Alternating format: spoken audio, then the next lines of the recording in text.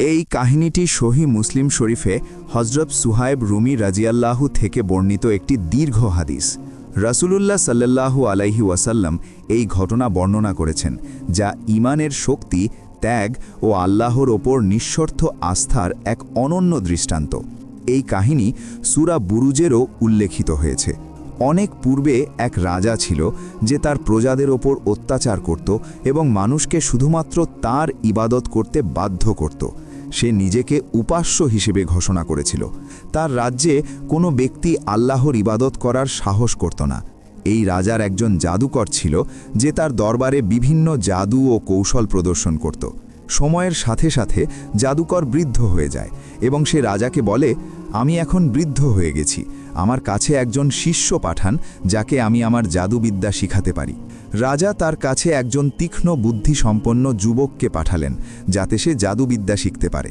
প্রতিদিন এই যুবক জাদুকরের কাছে যাওয়ার পথে একটি নির্দিষ্ট স্থান অতিক্রম করত। একদিন সেই পথে যুবকটি একজন সাধু রাহিবের সাক্ষাৎ পেল, যিনি আল্লাহর ইবাদত করতেন এবং একাকী জীবনযাপন করছিলেন। যুবকটি রাহিবের কথাবার্তায় মুগ্ধ হয়ে তার কাছে বসে তার বাণী শুনতে লাগল। রাহিব তাকে তাওহীদের কথা বা একত্ববাদের কথা শোনালেন, আল্লাহর মহত্ব ও ক্ষমতার কথা বললেন। প্রতিদিন জাদুকরের কাছে যাওয়ার পথে যুবকটি রাহিবের কাছে থেমে তার কথা শুনত এবং দীর্ঘ সময় সেখানে কাটাত। ফলে জাদুকরের কাছে দেরিতে পৌঁছাত। জাদুকর তাকে মারধর করত। বাড়িতেও দেরিতে পৌঁছানোর জন্য তার পরিবার তাকে শাস্তি দিত। যুবক রাহিবের কাছে তার সমস্যা খুলে বললে রাহিব তাকে পরামর্শ দিলেন, যখন জাদুকর তোমাকে দেরির কারণ জিজ্ঞাসা করবে তখন বলবে তুমি বাড়িতে কাজে ব্যস্ত ছিলে, আর যখন তোমার পরিবার জিজ্ঞাসা করবে তখন জাদুকরের কাছে শিক্ষা নিতে দেরি হয়ে গেছে। একদিন যুবকটি রাস্তায় দেখল একটি বিশাল হিংস্র জন্তু মানুষের পথ আটকে রেখেছে এবং লোকজন ভয়ে কোথাও যেতে পারছে না। যুবক মনে মনে ভাবল, আজ আমি পরীক্ষা করব, জাদুকর শ্রেষ্ঠ নাকি রাহিব শ্রেষ্ঠ।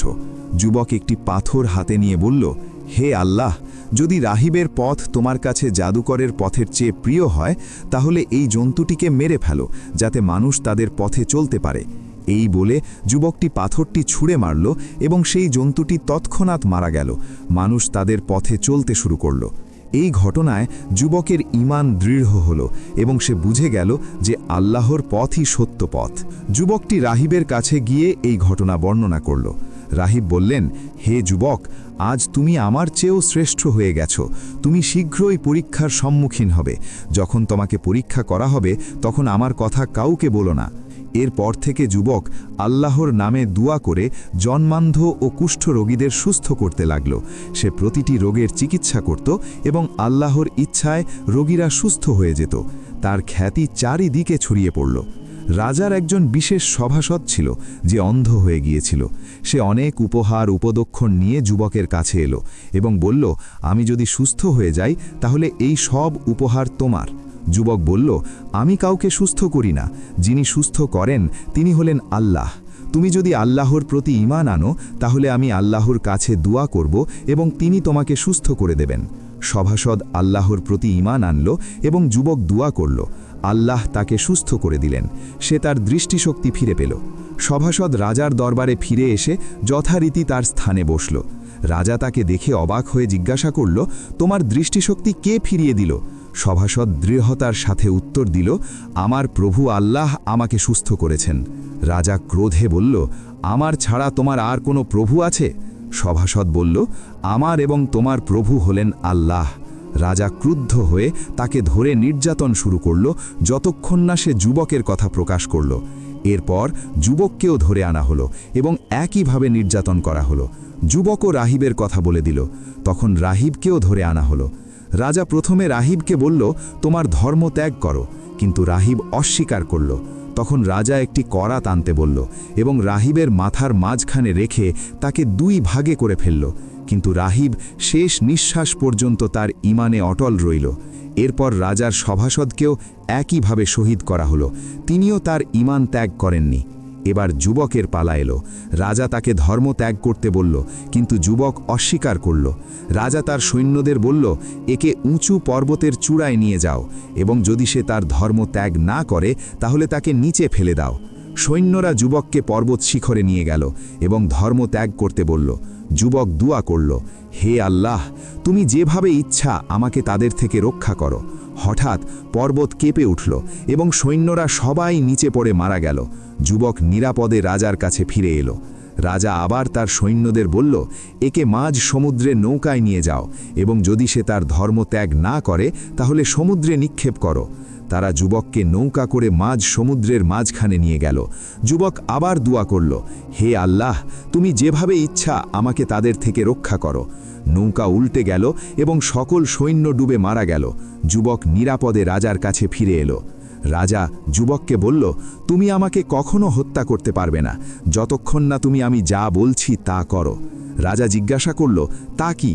যুবক বলল, সমস্ত মানুষকে একটি খোলা ময়দানে একত্র করো, তারপর আমাকে একটি খেজুর গাছের কাণ্ডে বাঁধো, তারপর আমার তুনির থেকে একটি তীর নাও এবং ধনুকের ছিলায় স্থাপন করো এবং বলো, বিসমিল্লাহি রাব্বিল গুলাম, অর্থাৎ ওই যুবকের প্রভু আল্লাহর নামে।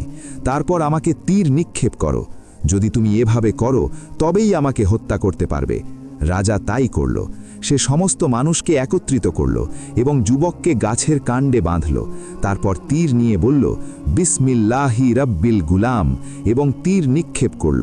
তীরটি যুবকের কপালে বিদ্ধ হল এবং সে শাহাদাত বরণ করল। সমস্ত জনতা একসাথে চিৎকার করে বলে উঠল, আমরা ঈমান আনলাম ওই যুবকের প্রভুর প্রতি, আমরা ঈমান আনলাম ওই যুবকের প্রভুর প্রতি, আমরা ঈমান আনলাম ওই যুবকের প্রভুর প্রতি। রাজার সভাসদরা তার কাছে এসে বলল, আপনি দেখছেন কি হয়েছে? যা আপনি ভয় করছিলেন তাই হয়েছে। সমস্ত মানুষ ঈমান এনেছে। রাজা তখন রাস্তার মুখে মুখে বড় বড় খাদ খনন করতে আদেশ করল এবং সেগুলোতে আগুন জ্বালানো হলো। রাজা ঘোষণা করল, যে তার নতুন ধর্ম ত্যাগ করবে না তাকে এই আগুনে নিক্ষেপ করা হবে। সৈন্যরা মানুষ ধরে ধরে সেই জ্বলন্ত খাদের কাছে নিয়ে যেতে লাগল এবং যারা ঈমান ত্যাগ করতে অস্বীকার করল তাদের আগুনে ফেলে দিতে লাগল। একজন মহিলা তার শিশু সহ সেখানে উপস্থিত হল। শিশুর কারণে সে আগুনে ঝাঁপ দিতে দ্বিধা করছিল। তখন আল্লাহ সেই শিশুকে বাকশক্তি দান করলেন এবং শিশুটি বলল, হে মা, ধৈর্য ধরো, কারণ তুমি সত্যের ওপর আছো। এই কথা শুনে মা সাহস পেলেন এবং তার শিশুসহ আগুনে ঝাঁপ দিয়ে শাহাদাত বরণ করলেন। আসহাবুল উখদুদের এই কাহিনী মুসলিম উম্মাহের জন্য এক অনন্য দৃষ্টান্ত। এটি আমাদের শেখায় যে ঈমানের মূল্য সব কিছুর চেয়ে বেশি এবং সত্যিকারের মুমিন কখনো তার ঈমান বিক্রি করে না, যত বড় বিপদ বা প্রলোভনই আসুক না কেন। এই যুবক শুধু নিজের জীবন বাঁচাতে চাইলে হয়তো নীরবে ঈমান লুকিয়ে রাখতে পারত, কিন্তু সে বুঝেছিল যে তার শাহাদাত পুরো একটি জাতির হেদায়েতের কারণ হবে, এবং তাই হয়েছিল। আজকের যুগেও যখন মুসলমানরা বিভিন্ন স্থানে নিপীড়িত হচ্ছে, এই কাহিনী তাদের জন্য অনুপ্রেরণার উৎস। এটি প্রমাণ করে যে সত্য ও ন্যায়ের জন্য ত্যাগ স্বীকার করা কখনো বৃথা যায় না। আল্লাহ তাআলা তার দ্বীনের জন্য জীবন উৎসর্গকারীদের জান্নাতে সর্বোচ্চ মর্যাদা দান করবেন। আল্লাহ তাআলা আমাদের সবাইকে ঈমানের ওপর দৃঢ় থাকার তৌফিক দান করুন এবং সকল প্রকার ফিতনা থেকে হেফাজত করুন। আমিন।